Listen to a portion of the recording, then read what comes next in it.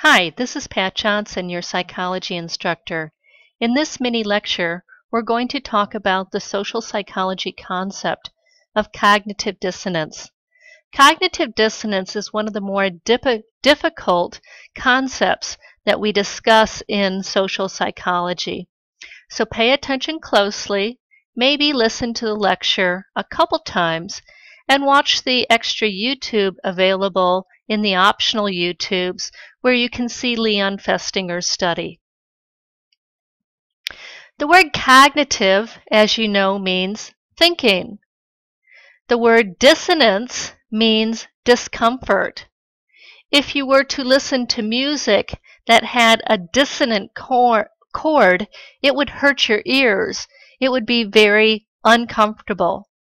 So cognitive dissonance is the discomfort we have in thinking. Our definition is that we act to reduce the discomfort we feel when two thoughts clash. For example, when we become aware that our attitudes and actions don't match, we may change our attitudes so that we feel more comfortable.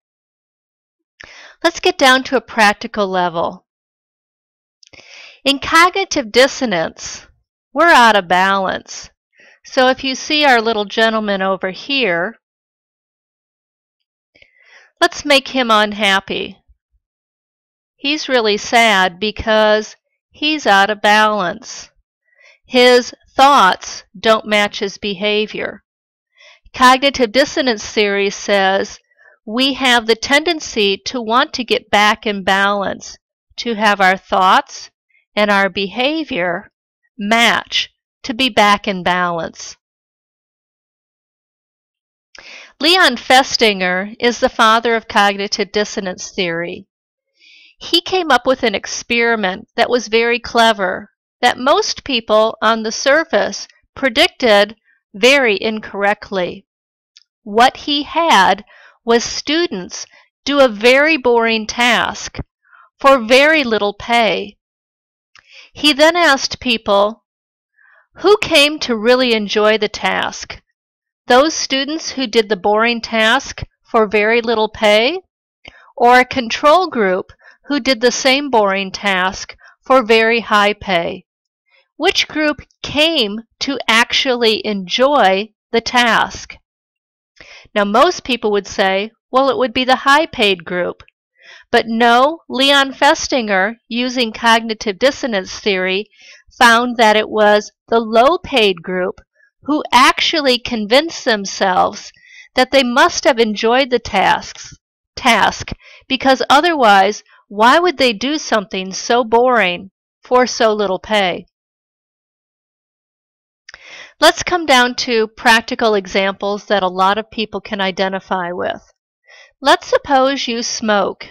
You think well of yourself. In other words, your first cognition is, I'm a smart person. But on the other hand, you smoke, and you know that smoking causes cancer. These are two competing thoughts, and they could cause cognitive dissonance.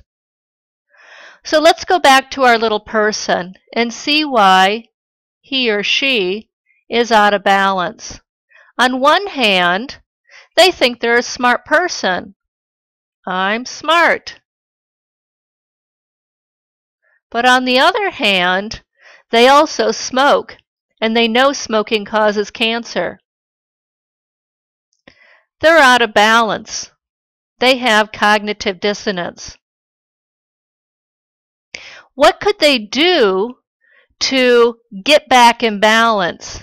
In other words, to relieve that cognitive dissonance? Well, they could change their behavior. They could stop smoking. Some people do, but not a lot of people, because it's really hard. Another thing they could do to reduce the dissonance is to dismiss a thought, dismiss a cognition. They could say something like, well, smoking doesn't really cause cancer. My uncle smoked until he was 92. Another way to reduce cognitive dissonance is to add a cognition. and say, well, maybe I might get cancer, but hey, smoking reduces my stress, so at least I won't get angry at people. These are all three ways of reducing the imbalance of cognitive dissonance and getting ourselves back in balance. Let's look at another example. Let's suppose you think of yourself as a good driver. Male or female, you've been driving a long time, and you think you're pretty good at driving. But you also text and drive, and you know that texting and driving have a strong relationship. Texting can cause accidents. These are two competing thoughts. They could cause cognitive dissonance. So, here you are, and you're out of balance. You think you're a good driver, but you also text and drive.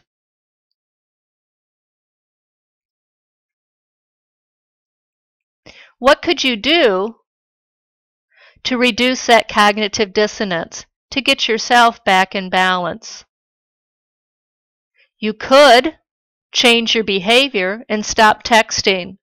I know some people do that. They just turn their phone off or throw it in the back seat or lock it in the glove box, something to keep themselves from texting. You could also say, I don't look away from the road that long. I can do it just by touch. It's unlikely that I'll get in an accident. In other words, you're dismissing a cognition. You could also add a cognition. Hey, it's unlikely, and I get to stay in contact with my loved ones. It's worth it. It's worth the risk. All of these are ways that we can reduce cognitive dissonance. So again, cognitive dissonance is the theory that we act to reduce the discomfort we feel when two thoughts clash, when they're out of balance. For example, when we become aware that our attitudes and actions don't match, we may change our attitudes or we may change our actions so that we feel more comfortable.